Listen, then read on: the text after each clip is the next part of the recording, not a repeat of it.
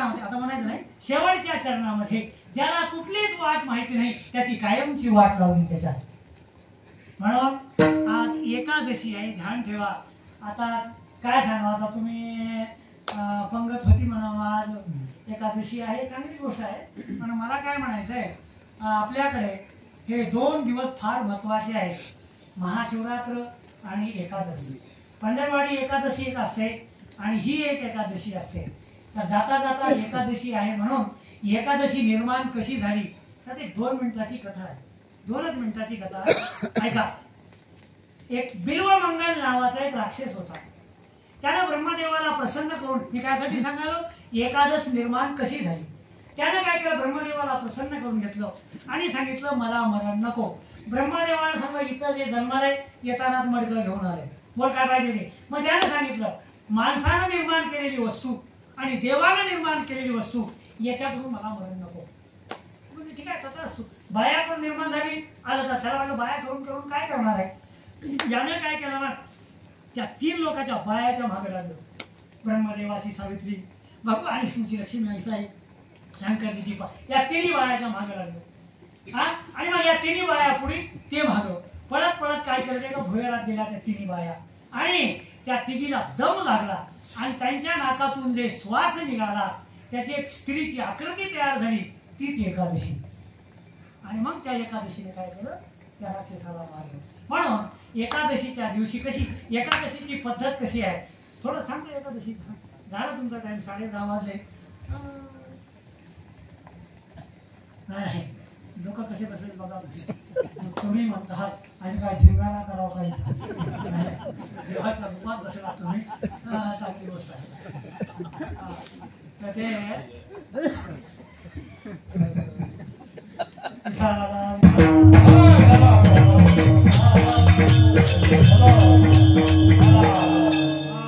एकादशी कशी करावी. आज सप्ताह 7 रोज आहे, आज 2 दिवस तर गेलेत. इथं जेवढे लोक जमले त्यांना शपथ घालू, उद्या तुम्ही नको येणारच नाही. इथं जेवढे लोक आहेत एवढ्या लोकांनी हे 7 रोज उद्यापासून सकाळी 5 वाजता स्नान केलं पाहिजे, मी सोडून. लवकर स्नान करा, चांगलं राहतं. आणि एकादशीच्या दिवशी काय राहावं, सकाळी दशमीच्या रोजी आदल्या दिवशी 12-1 वाजता साधं अन्न खायचं, त्याच्यावरच राहायचं एकादशीला, मी सोडून. हा, आणि फराळ करायचा नाही, काय नाही. आणि द्वादशीला सकाळी 9 ते 10 वाजता एकादशी सोडायची.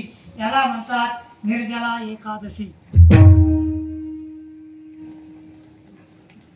आपली एकादशी कशी, एका कीर्तनात महाराजांना सांगितलं उद्या एकादशी आहे, काही खायचं नाही. एक मावशी होती बॉडी बिल्डर मजबूत, रात्री 11 वाजता घरी गेली. सोनबाई महाराजांना सांगितलं उद्या एकादशी आहे, काहीच खायचं नाही. आता रात्रीचे 11 वाजले, उद्या मला काहीच खायचं नाही, 3 पोळ्या इकडं आताच खाऊन घेते. सकाळ झाली, 4 पोरं होते. एक पोरं त्याला दूध काढायला, ए पोरा मला एकादश आहे, काहीच खायचं नाही. म्हशीचं अर्धा लिटर दूध आण, अर्धा लिटर दूध पिलं. 8 वाजता 10 वाजले, पोरगं चाललं फुलसांगीला, ए पोरा येताना खजूर आण, मला काही खायचं नाही, एकादशी आहे. हा, पोरगं गेलं खजूर आणायला. सोनबाई 10 वाजले, मला एकादशी आहे, काहीच खायचं नाही, अर्धा किलो साबुदाणा कर. 10 वाजता अर्धा किलो साबुदाणा खाल्ला. 12 वाजता पोरगं अर्धा किलो खजूर खाल्ली. 4 वाजले, केळं म्हणून आलो. सुनबाई मला काही खायचं नाही, अर्धा डझन केळं घे. अर्धा डझन केळं खाल्ले. मावशीचं पोट लागलं दुखायला, मावशी लागली लोळायला. बरं गेले डॉक्टरकडे बोलवायला. डॉक्टर आलो, सांगितलं मावशी झोपा. माझ्याकडे बघा, मावशी झोपली. डॉक्टरने बघा माझ्याकडे बघा, या बोटानं पोटावर असं कन कन आणलं, पोट मडक्यासारखं वाजलं. डॉक्टर म्हणला मावशी काही खाल्लं का? ते म्हणलं तुला रोग आला, निर्जला एकादशी आहे. त्यानं म्हणला काहीतरी खाल्लं असं. सकाळी अर्धा लिटर दूध पिले, म्हणलं की डॉक्टर कुठूनच उभा राहिलो. अर्धा किलो साबुदाणा खाल्ला. डॉक्टरनं पसारा बॅग मध्ये भरला. बाहेर निघाला. पोरगं म्हणलं काय झालं तुझी माय मला खाई. नाही बरं खा. त्याचं नावच एकादशी. पंचकर्मेंद्रिय, पंचज्ञानेंद्रिय आणि 11वं मन एकत्र आणणे, त्याला एकादशी किंवा मूप म्हणजे वरी, वास म्हणजे जाऊन राहणे. अशा प्रकारे या माध्यमातून आपण काय करतो, तुम्ही लोकांनी हा सत्संग उभा केला. आता काय करू, नाही सुट्टी नाही अजून, आता काय करू आपण, येऊ ना मला इकडं. त्या ज्या संत महात्म्याने तुमच्या आमच्या उपकार केले त्या संत महात्म्याचं संप्रदायाच्या 10:30 वाजता आहेत, संप्रदायाच्या नियमाप्रमाणे सर्वजण काय करायचं, पुन्हा एकदा टाळी वाजून भजन म्हणा. इकडं ऐका, मी बघायलो बरेच लोक टाळी वाजविना झाले, बरेच लोक म्हणणार झाले. म्हणजे बघा, पुढचेच लोक म्हणते मागले नुसतं असंच करतात. सगळेजण म्हणाला म्हणजे असं दुसरा दृष्टांत कशाला घेऊ, सगळेजण एक टाळी वाजून भजन म्हणायचं.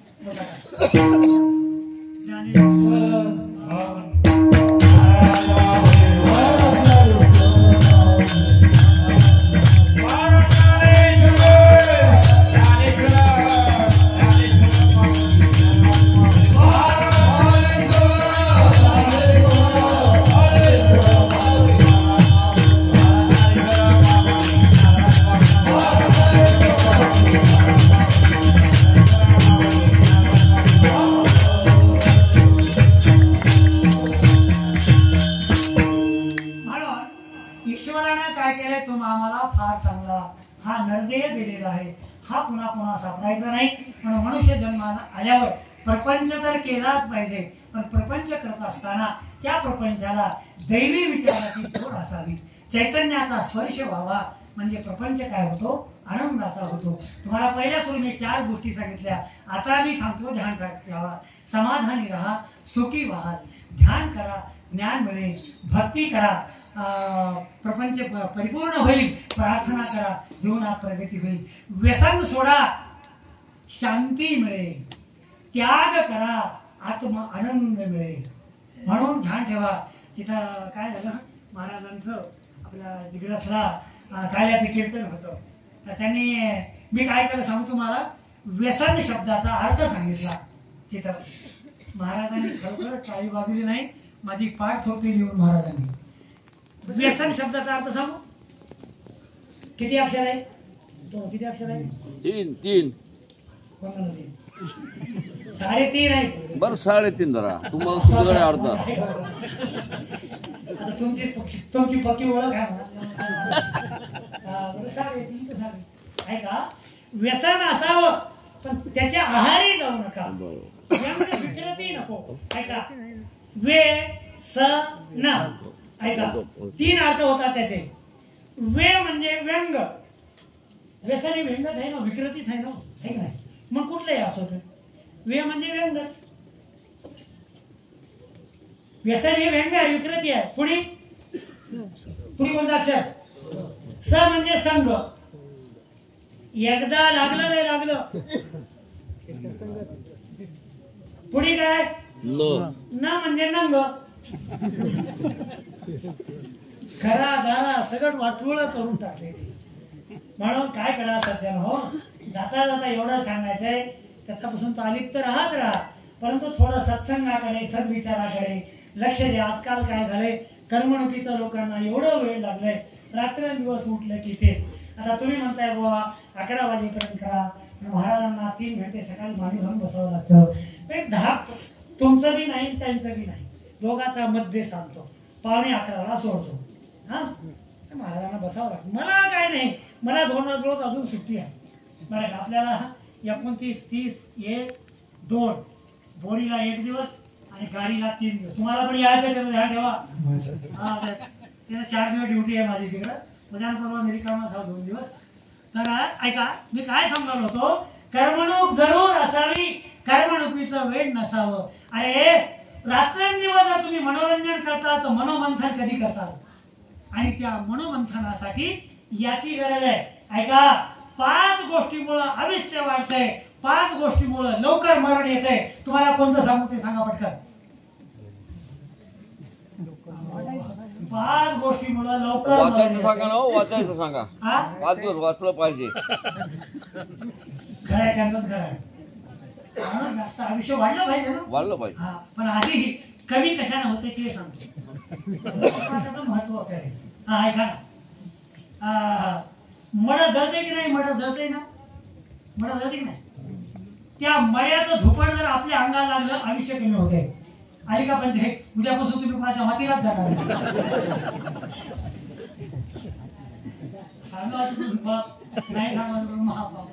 ऐका, मलाही माहित नव्हतं, आता माहित झाले, 7-8 वर्ष झाले. ते लोक बघा, त्यांना माहिती आहे, तुम्ही सावध व्हा ना. आता ते वारं जर इकडे येऊ लागलं धुपट, लोक तिकडे जाऊन वारं, ज्याला कायदा माहिती आहे ते. म्हणून मड्याचं धुपट अंगाला लागलं आयुष्य कमी होते. संध्याकाळचं ऊन अंगाला लागलं आयुष्य कमी होते. बाकी तुमचं तुम्ही बघून मी सांगायचं काम. रोज संध्याकाळच्या जेवणात आंबट खाल्लं आयुष्य कमी होते. आंध्रात जाऊन बघा, बहुतांश लोकांचे पाय सुजून आहेत, हत्ती बिमारी आहे. ते रोज संध्याकाळी आंबट खातात. ते झाले 3. हा ध्यान ठेवा, 3 झाले. जास्त दिवसाचं साचलेलं पाणी वापरलं आयुष्य कमी होते. बिसलरी बाटलाला दोष नाही, पण ते पेप्सी कोका कोला आहे की नाही, त्याला 100% दोष आहे. आमची तरुण पिढी ते पिती. म्हणून आठी लागली तरुण वयामध्ये मुलं माणसं मरायला लागली. ते झाले 4. 5वी गोष्ट, असे शब्द कानावर पडले म्हणजे माणसाला वैताग येतो. असे शब्द कानावर पडले म्हणजे आयुष्य कमी होतं. आता 5 गोष्टींमुळे वाढतं. मी सत्संगाचं महत्व सांगाल तुम्हाला. ऐका, तुमच्या गावात दुर्गादेवी बसतात का? हा, होम करतात का? करता ना? तुम्ही गावात येऊन पाहिजे गावात तुम्हाला माहिती आहे होम करत असते ना. हा, सगळ्या का 12 महिन्यातून एकदा का होईना होम कुंडातला धूर अंगाला लागाव आयुष्य वाढतंय. बघा आपली हिंदू संस्कृती कशी आहे. म्हणून येरी आपल्याला घडत नाही. दुर्गादेवीच्या निमित्तानं का होईना आपण होमापाशी जाऊ, प्रदक्षिणा घालू, थोडं का होईना धुपट लागलं अंगाला तर जीवन कसं कल्याण होऊन जातं. इतकी आपली संस्कृती चांगली आहे. म्हणून काय सांगायचं, होमाचा धूर लागाव आयुष्य वाढेल. ताजं पाणी वापरा आयुष्य वाढेल. सकाळचं ऊन अंगाला लागाव आयुष्य वाढेल. रोज संध्याकाळी झोपताना दूध प्या आयुष्य वाढेल. आणि दररोज कानावर 2 तरी का होईना शब्द असे पडाव ज्यानं मन प्रसन्न होतं. आजच्या भाषेत त्याला सत्संग किंवा स्वाध्याय म्हणू आपण.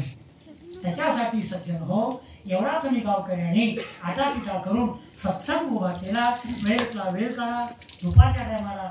आणि भागवतासारखा ग्रंथ नाही तुम्हाला काय सांगावं. मी म्हणलं ना महाराज, मी असं लई बोलू शकतो. आपल्या देशाचं नाव काय पक्का माहिती आहे? हिंदुस्तान.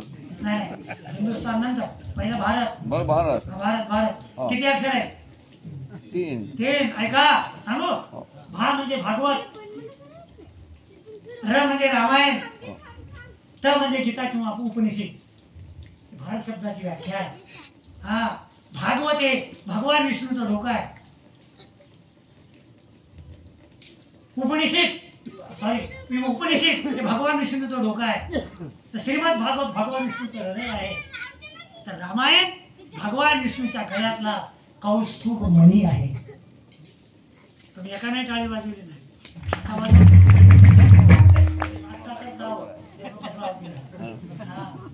म्हणून मी काय म्हणतो, एवढं हे ग्रंथ महत्वाचे. वेळ काढा आणि ऐकायला या. जाता जाता हा कर्मणुकीच्या मागे लागल्यावर काय होतं हे सांगतो आणि शेवटला पूर्ण विराम देतो. आपलं झालं नाही, अजून आहे 5-6 मिनिटं. मला माहिती आहे तुम्ही घराकडे जाऊ शकतच नाही. त्याच्यामुळे आपण बी काही लावून थोडक्यात सांगतो. आता आजकाल लोकांचं कसं झालं, कर्मणूक म्हणजे उठलं की ते मोबाईल, म्हातारी बी ढकलीत राहते, तरुणी ढकलीत राहते. असं ढकलायचं निघालंय. ते सांगतंय का असं ढकलतो ना आपण. त्याचा अर्थ असा आहे, ते मोबाईल सांगायला भल्या माणसा ध्यान ठेव, तुला बी एक दिवस असं ढकलणार आहेत लोक. आम्हाला त्या कर्मणुकीला कुठं पडणार ते हे असंच. एका गावामध्ये दोघं नवरा कर्मणुकीचं हे, एका गावामध्ये दोघं नवरा बायको. बायकोला 2 लाख रुपये महिना, नवऱ्याला 1.5 लाख रुपये महिना. महिन्याला 3.5 लाख रुपये असतात का? आहे की नाही? काय नाही म्हणाल, तुम्हाला द्यायचे नाही, मला घ्यायचं नाही. हो म्हणा ना, काय करायचं? बरं, हो होते असे काही काय आहे का? हा, म्हणून नवऱ्याला 1.5 लाख, बायकोला 2 लाख, 3.5 लाख रुपये. कधी देव नाही, धर्म नाही, कीर्तन नाही, कधी वर्गणी नाही, देवीला पट्टी द्यायची नाही, काय खूप पैसे जमले. बायको काय म्हणली, आपल्या इथं बघा एवढे पैसे जमले, तुम्ही काय कराय, काय लोक कॅसेट बघते, काय मोबाईल बघते. जिथं कॅसेट तयार होते, जे कधी कुणा फोडलं नाही,